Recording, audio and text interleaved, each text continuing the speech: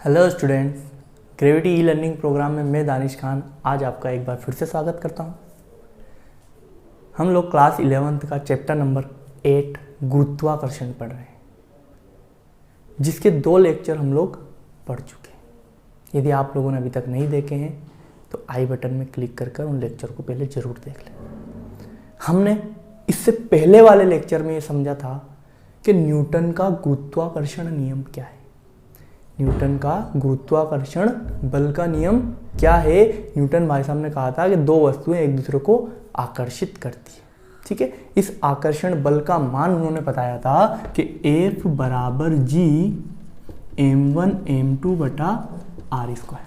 ये m1 m2 जो 2 द्रव्यमान एक दूसरे को आकर्षित कर रहे हैं उनका द्रव्यमान है, और r उन दोनों द्रव्यमानों के बीच की दूरी है। तो उनके मध्य लगने वाले बल का मान हम इस फॉर्मूले से निकाल सकते हैं। यहाँ पर g क्या है? सार्वत्रिक गुरुत्वाकर्षण नियतांक, जिसका मान होता है 6.67 10⁻11। ठीक है, चलो तो इससे हम लोग आगे की ओर बढ़ते हैं। तो एक क्वेश्चन देखते हैं हम लोग। हमारे पास एक क्वेश्चन है कि 2 पिंड 5 किलोग्राम व 10 किलोग्राम के पिंड 20 मीटर की दूरी पर रखे हों तो उन दोनों पिंडों के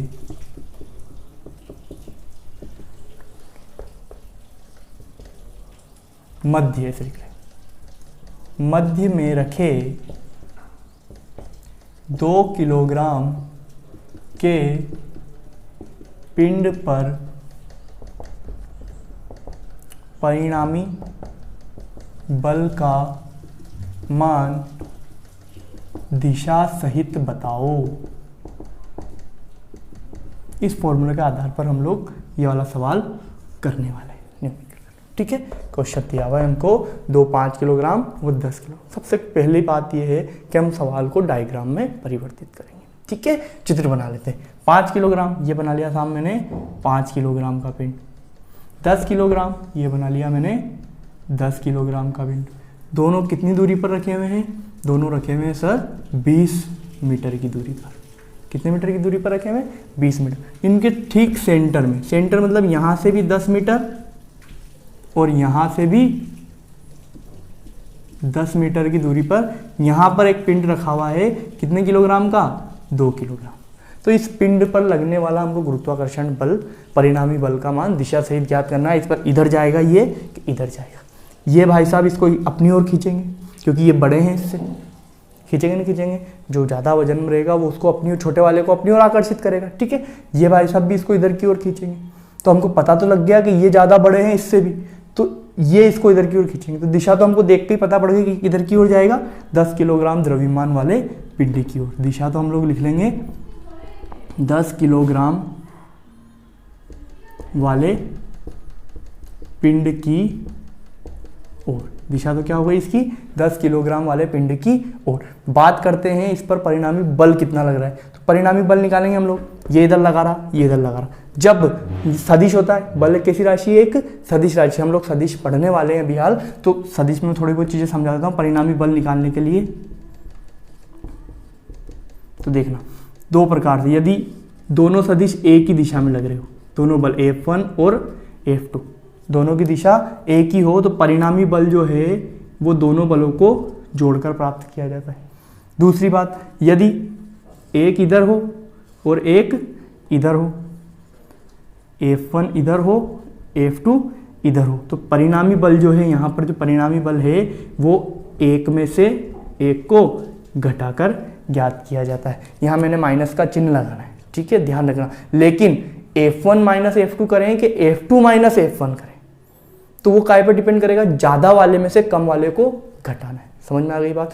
जो ज़्यादा है, यदि F2 ज़्यादा है F1 कम है तो F2 माइनस F1 कर देंगे। यदि F1 ज़्यादा है F2 कम है तो F1 माइनस F2 कर देंगे। यहाँ पर कुछ कंडीशन ऐसी बनती है। मान लेते हैं यहाँ पर बल लग रहा है इसके उधर F1, ये इसके इधर लगा रहा है F2।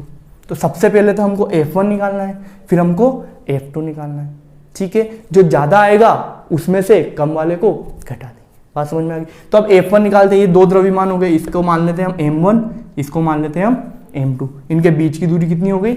10 मीटर।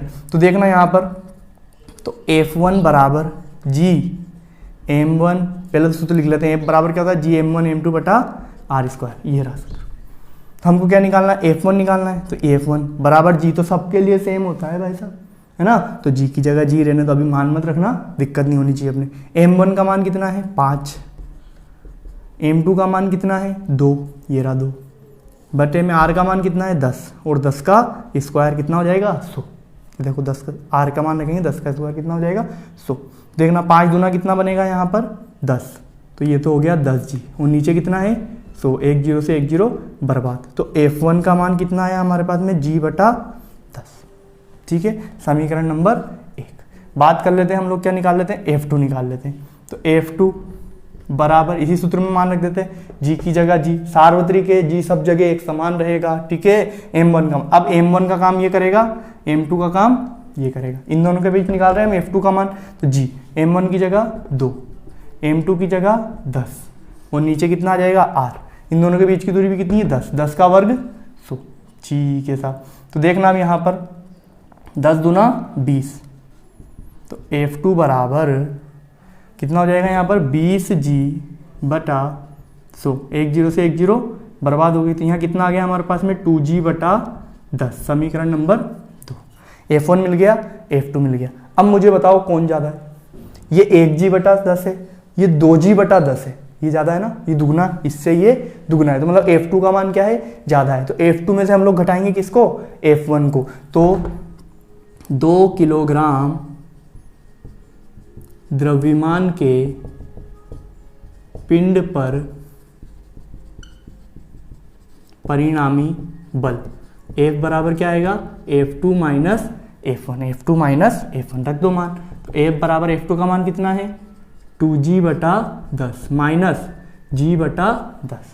2G बटा 10 में से 1G बटा 10 जाएगा तो कितना बचेगा? 1G बटा 10। G का मान रख देंगे, यहाँ पर सोल्व कर रहा हूँ मैं इसको। G का मान कितना है? 6.67 into 10 to the power minus 11, और बटे में कितना है? 10 है। 10 ऊपर जाएगा तो क्या बनेगा आपके पास में?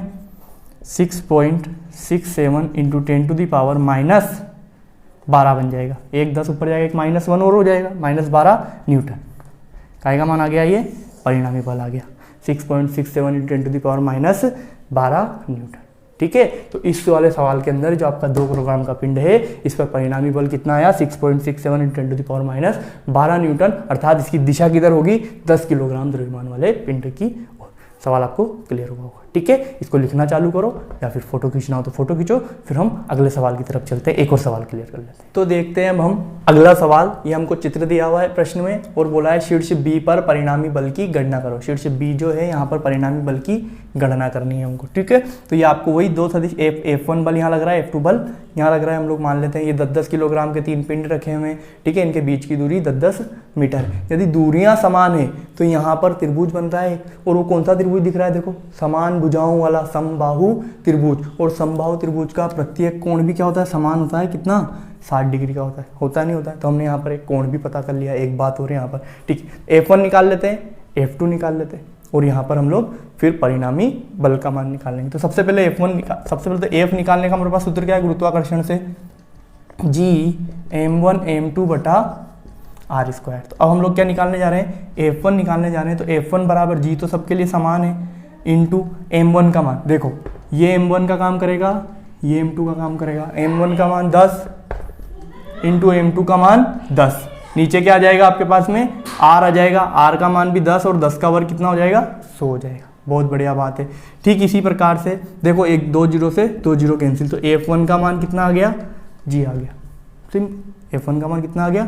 G आ गया। समीकरण नंबर 1। अब क्या निकाल लेते हैं हम? F2 निकाल लेते हैं। F2 बराबर ये रहा, इन दोनों के बीच लगेगा, M1 का काम ये करेगा, M2 का काम ये करेगा। ठीक है, तो G M1 का मान भी 10, M2 का मान भी 10, दूरी भी 10, 10 का वर्ग 100, 2 0 से 2 0 कैंसिल। तो F2 बराबर कितना आ गया?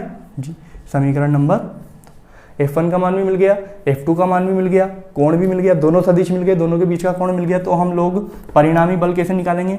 एक बल F1 इस दिशा में हो, एक बल F2 इस दिशा में हो, बीच में कोण थीटा हो, तो यहाँ पर परिणामी बल कैसे निकालते हैं? F बराबर under root F1 square plus F2 square plus 2F1 F2 cos theta.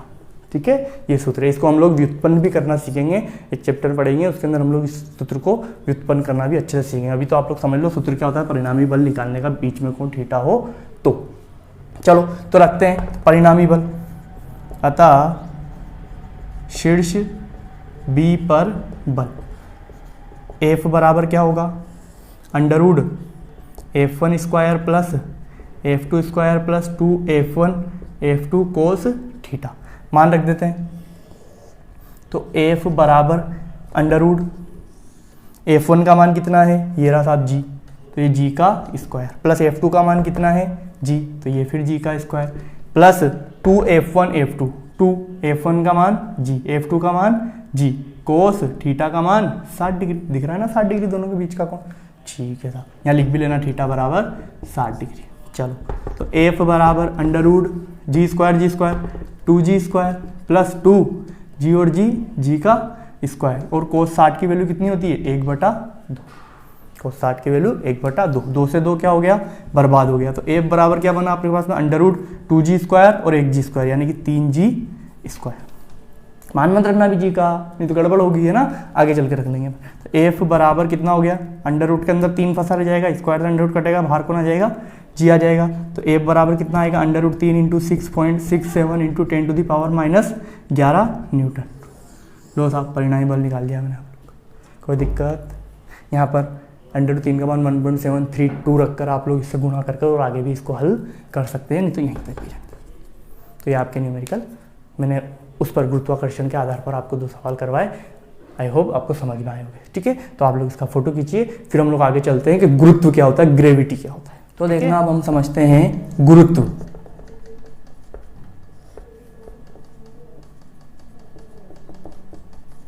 Gravity, अपने चैनल का नाम भी यही है, ग्रेविटी ई लर्निंग प्रोग्राम। गुरुत्व के आधार पर ही हमने अपने चैनल का नाम रखा है ना। तो आज हम लोग इसको समझ भी लेते हैं कि आखिरकार ग्रेविटी होती क्या है ना, गुरुत्व होता क्या है।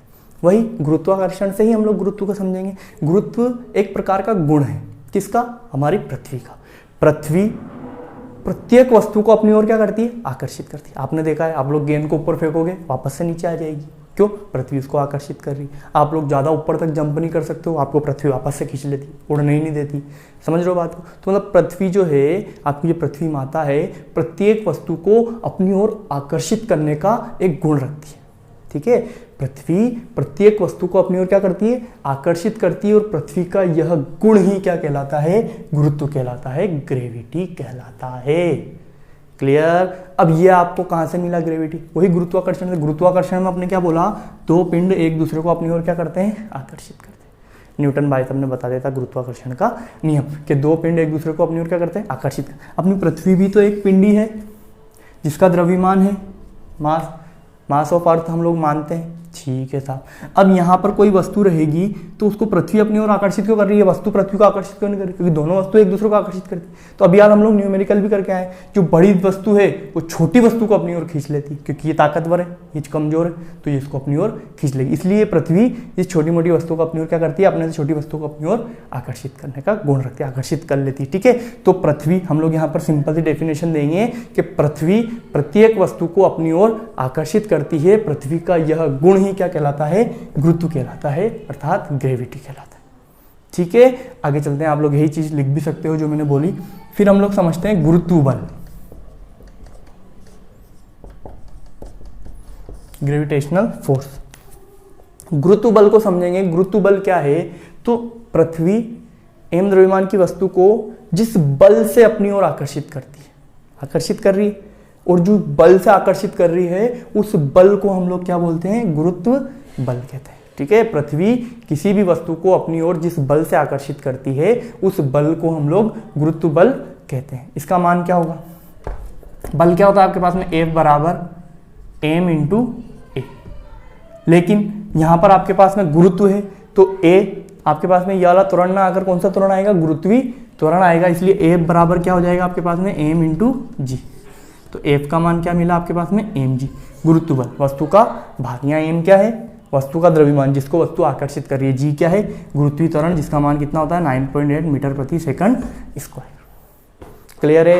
यहाँ तक आपकी कोई समस्या नहीं होनी चाहिए। आप लोग गुरुत्व की डेफिनेशन लिख सकते हो, गुरुत्व बल की डेफिनेशन लिख सकते हो। मैं लिखा रहा हूँ, लिखो, गुरुत्व की डेफिनेशन लिखो, है ना। गुरुत्व डालो अपनी कॉपी में, ग्रेविटी लिखो और उसकी डेफिनेशन लिखो कि पृथ्वी प्रत्येक वस्तु को अपने से छोटी, है ना, प्रत्येक वस्तु को अपनी ओर आकर्षित करती है।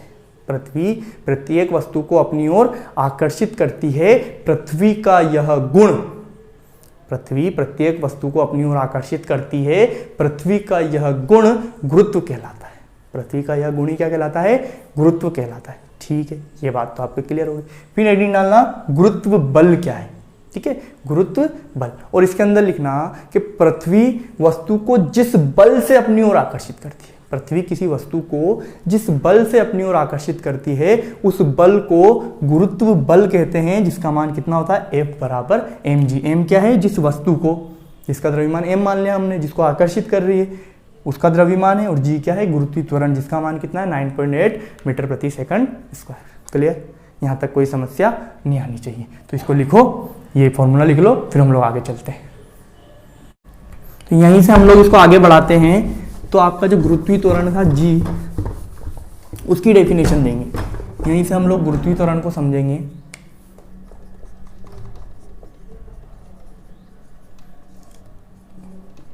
अब आपको मजा आने वाला है ना, हम लोग गुरुत्वीय त्वरण को ही समझने वाले हैं बहुत दिनों तक, 2-3 दिनों तक हम लोग गुरुत्वीय त्वरण को ही समझने वाले हैं। तो सीखना यहाँ पर गुरुत्वीय त्वरण स्मॉल जी क्या है। तो आपके पास अभी थोड़ी देर पहले हम लोग लिख के आए कि F बराबर क्या होता है? m इंटू जी होता है। यहीं से g का मान निकाल सकते हैं। g बराबर क्या हो जाएगा? F बटा m हो जाएगा। बहुत बढ़िया। यहीं से परिभाषा बनाएंगे हम लोग गुरुत्वीय त्वरण की। यदि m बराबर क्या हो जाए? 1 किलोग्राम, इकाई कर दूं, है ना, तो g बराबर क्या हो जाएगा? F हो जाएगा g के। अर्थात यहीं से परिभाषा बनाएंगे हम लोग कि 1 किलोग्राम द्रव्यमान की वस्तु को, 1 किलोग्राम द्रव्यमान की वस्तु को लगने वाला गुरुत्वाकर्षण बल, ठीक है, 1 किलोग्राम द्रव्यमान की वस्तु पर पृथ्वी द्वारा लगने वाला गुरुत्वाकर्षण बल ही क्या कहलाता है? गुरुत्वीय त्वरण कहलाता है।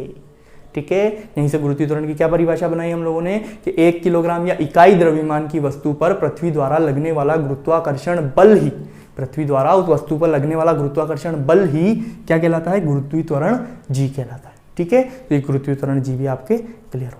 अब हम लोगों ने देखा कि यहाँ पर 2 जी आ गए, एक कैपिटल जी आ गया और एक स्मॉल जी आ गया। स्मॉल जी तो हम लोग अभी हाल डेफिनेशन दे के आए, गुरुत्वीय त्वरण जिसका मान 9.8 मीटर प्रति सेकंड स्क्वायर होता है। ठीक है, पृथ्वी के लिए, काई के लिए होता है? पृथ्वी के लिए। ये जी की बात होगी, इसको हम लोग गुरुत्वीय त्वरण कहते हैं। कैपिटल जी हम लोगों ने समझा एक नियतांक रखा था, समानुपाती का चिन्ह हटाकर हमने एक नियतांक रखा था कैपिटल जी। उस जी का मान था 6.67 × 10⁻11, ठीक है, जिसे हम लोग सार्वत्रिक गुरुत्वाकर्षण नियतांक बोलते हैं। तो इन दोनों में संबंध क्या है? अधिकतर पेपर में पूछा जाता है सार्वत्रिक गुरुत्वाकर्षण नियतांक व गुरुत्वीय त्वरण में संबंध स्थापित कीजिए, कैपिटल जी व स्मॉल जी में संबंध स्थापित कीजिए। बहुत ही इंपॉर्टेंट चीज है, आप लोग इसको लिखिए, इसकी डेफिनेशन लिखिए, फिर हम लोग इसको समझते हैं। हम देखेंगे कैपिटल जी व स्मॉल जी में संबंध। अरे कैपिटल जी और स्मॉल जी से मेरा मतलब ये है, कैपिटल जी सार्वत्रिक गुरुत्वाकर्षण नियतांक व स्मॉल जी गुरुत्वीय त्वरण में संबंध। ठीक है, इंपॉर्टेंट टॉपिक है, बहुत ही अच्छा टॉपिक है ना, पेपर में पूछे जाने वाला, समझेंगे। तो हम लोग अभी थोड़ी देर पहले समझ के आए हैं गुरुत्व बल को। गुरुत्व बल क्या होता है? F बराबर mg होता है। m क्या है? जिस वस्तु को खींच रही है उसका द्रव्यमान, जी गुरुत्वीय त्वरण। तो देखना, ये अपनी पृथ्वी है, इसका द्रव्यमान कितना मानते हैं हम लोग? मास ऑफ अर्थ m ही मान लेते हैं। ठीक है, यहाँ पर कोई वस्तु है जिसका द्रव्यमान क्या है? m है, जिसको पृथ्वी अपनी ओर आकर्षित कर रही है। इन दोनों के बीच की दूरी कितनी लेंगे? बिल्कुल टच कर रही है पृथ्वी की सतह पर, तो मतलब कि पृथ्वी की त्रिज्या ले सकते हैं, वो कितनी होती है? रेडियस ऑफ अर्थ, है ना, पृथ्वी की त्रिज्या, अर्थ यानी पृथ्वी और रेडियस यानी त्रिज्या। चलो बहुत बढ़िया। तो माना m द्रव्यमान की वस्तु पर गुरुत्व बल F बराबर कितना होगा? m इंटू जी। m वस्तु का द्रव्यमान, g गुरुत्वीय त्वरण, समीकरण नंबर 1। अब हम देंगे न्यूटन के गुरुत्वाकर्षण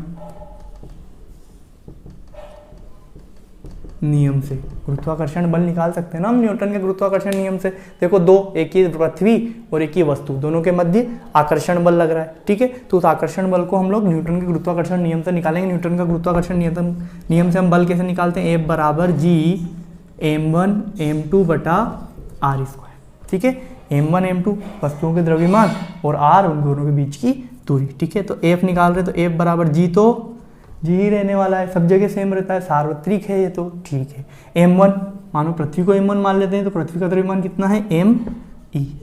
m2 इस वस्तु का द्रव्यमान, इसको m2 मान लेते हैं, वो कितना है? m है।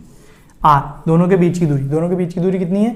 r ही मानेंगे हम लोग, ठीक है। तो ये ले लिया हमने r और इसका स्क्वायर। समीकरण नंबर 2। समीकरण 1 और 2 से देखें, समीकरण 1 व 2 से देखो, बायां पक्ष समान है, दायां पक्ष भी क्या हो जाएगा?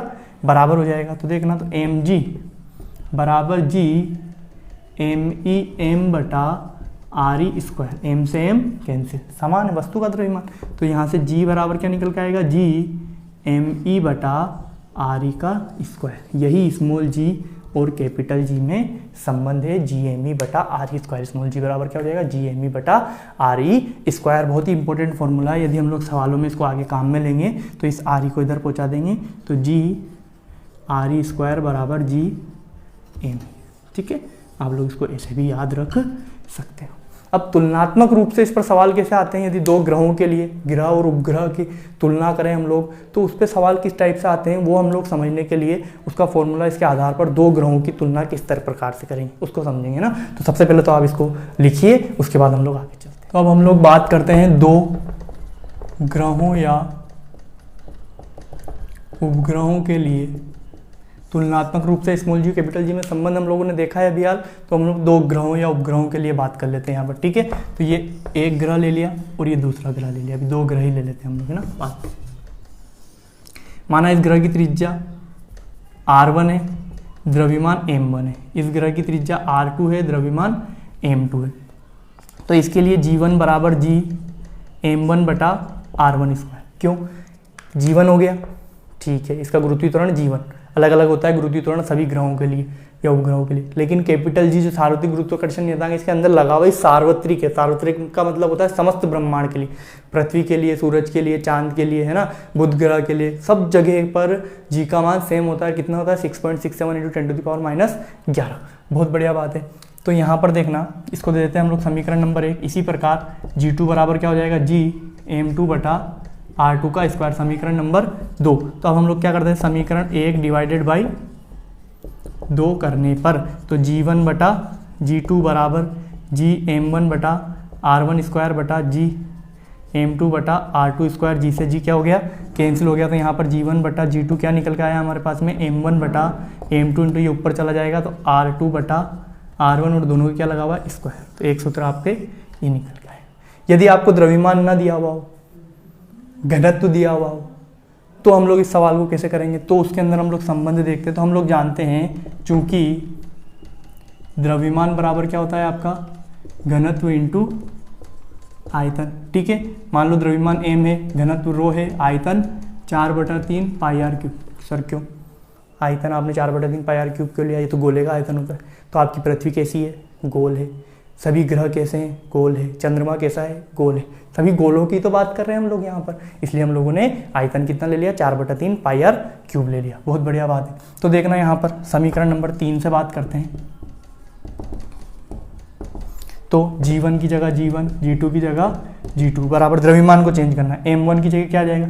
यहाँ पर m था, यहाँ पर यदि 1 लेंगे तो यहाँ पर भी 1 लग जाएगा। क्या हो जाएगा? ρ1 4/3 पाई, इनमें 1 मत लगा देना, पाई का मान सेम होता है, ठीक है। r1 का क्यूब। और साथ में नीचे क्या आएगा आपके पास में?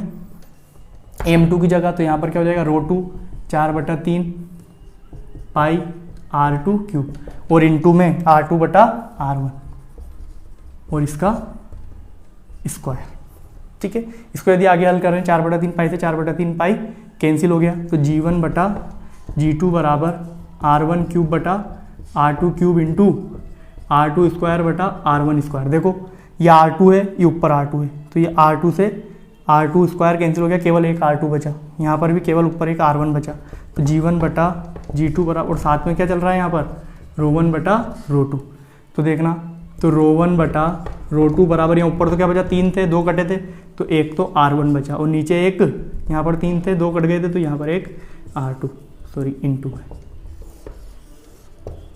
तो ये आपके पास में घनत्व के रूप में यदि सवाल देता है तो आपको ऐसे करना है। अब हम लोग इन फॉर्मूलों के आधार पर सवालों को करते हैं, ठीक है, कि सवाल किस तरीके से पूछे जाते हैं और हम लोग ये फॉर्मूले को कैसे अप्लाई कर सकते हैं। तो आप लोग जब तक ये फोटो खींचिए फिर हम लोग आगे चलते हैं। आपके पास सवाल यहाँ पर निकल के आता है, यदि पृथ्वी का द्रव्यमान चंद्रमा के द्रव्यमान का 4 गुना है, जो पृथ्वी है वो चंद्रमा से 4 गुना भारी है, ऐसा हमको दिया हुआ है प्रश्न में, ठीक है, यूनिक ऐसा होता ही है ना, 4 गुना भारी, ऐसा प्रश्न में दिया हुआ, तथा पृथ्वी की त्रिज्या चंद्रमा की त्रिज्या की 2 गुनी है। पृथ्वी की जो त्रिज्या है उसको हम लोग को कितनी माननी है, पृथ्वी की त्रिज्या की 2 गुनी माननी।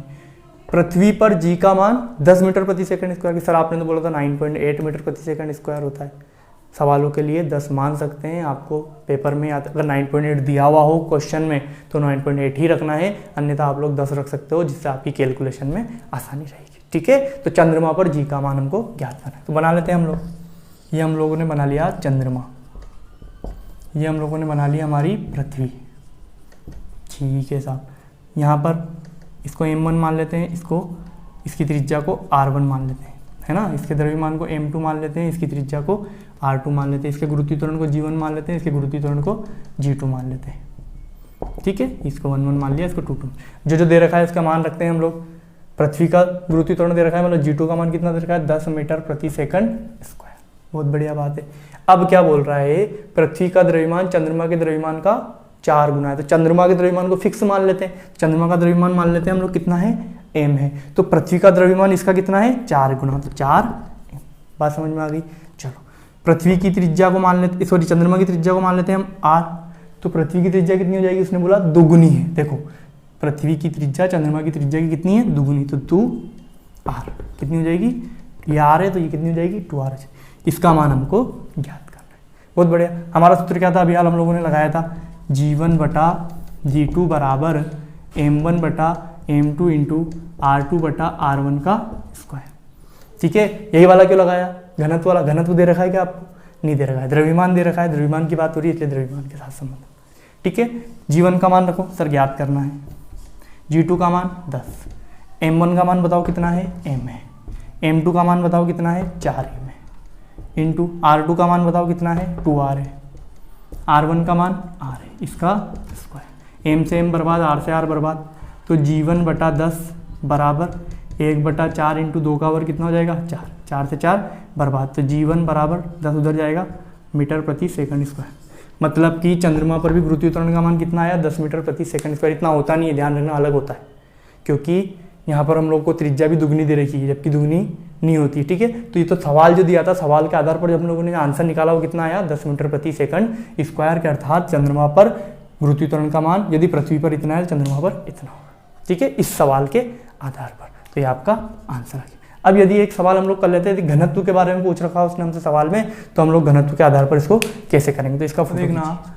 अब हमको सवाल दिया हुआ है, यदि पृथ्वी का घनत्व बुध ग्रह के घनत्व का आधा भाग है, ठीक है, मतलब 1/2 भाग है, वह त्रिज्या बुध ग्रह की त्रिज्या की दुगनी हो तो बुध ग्रह पर जी का मान बताओ। ये लो साहब हम लोग बना लेते हैं, ये तो बना लिया हमने पृथ्वी, और ये बना लिया हमने बुध ग्रह, इसको G1 मान लिया, इसको किसी को भी G1 G2 मान सकते हो, ठीक है।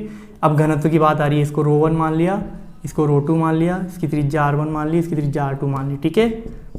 चलो अब हमको क्या क्या दे रखा है, यदि पृथ्वी का घनत्व बुध ग्रह के घनत्व का 1/2 है, तो पहले बुध ग्रह को स्थिर मानना पड़ेगा, माना बुध ग्रह का घनत्व कितना है, ρ है, तो पृथ्वी का घनत्व कितना होगा, 1/2, ठीक है। चलो ठीक है, आगे बात करते हैं हम लोग। त्रिज्या बुध ग्रह की त्रिज्या की दुगनी है, पृथ्वी की जो त्रिज्या है बुध ग्रह की त्रिज्या की दुगनी, बुध ग्रह की r मानेंगे तो इसकी त्रिज्या कितनी हो जाएगी, 2r हो जाएगी, ठीक है। पृथ्वी पर गुरुत्वीय त्वरण दे रखा है उसने 10 मीटर प्रति सेकंड स्क्वायर, और इस पर हमको ज्ञात करना है। आपका सूत्र क्या बनता है, अभी हम लोग थोड़ी देर पहले लिख के आए हैं, G1 बटा G2 बराबर ρ1 बटा ρ2 इंटू R1 बटा R2, मान रख देते हैं। तो G1 का मान तो कितना है आपके पास में 10, G2 का मान हमको ज्ञात करना है, ρ1 का मान कितना है 1/2 रो, ρ2 का मान कितना है रो, इंटू R1 का मान कितना है 2R, R2 का मान कितना है R से R बर्बाद, रो से रो बर्बाद, 10/G2 बराबर 1/2 इंटू 2 से 2 भी क्या हो गया, बर्बाद हो गया। तो G2 बराबर कितना आ गया, 10 मीटर प्रति सेकंड स्क्वायर। इस सवाल में भी आपके पास में गुरुत्वीय त्वरण का मान कितना आया बुध ग्रह पर, 10 मीटर प्रति सेकंड स्क्वायर तो आया होगा। आपको ये वाले सवाल भी समझ में आए होंगे। तो यहाँ तक आज की क्लास हम लोग यहीं तक रखते हैं, है ना। यदि आपको अभी भी कोई प्रॉब्लम हो तो हमको कमेंट बॉक्स में लिखकर जरूर बताएं कि आपको यहाँ पर समस्या आ रही है, आपकी समस्या को सोल्व किया जाएगा। Thank you.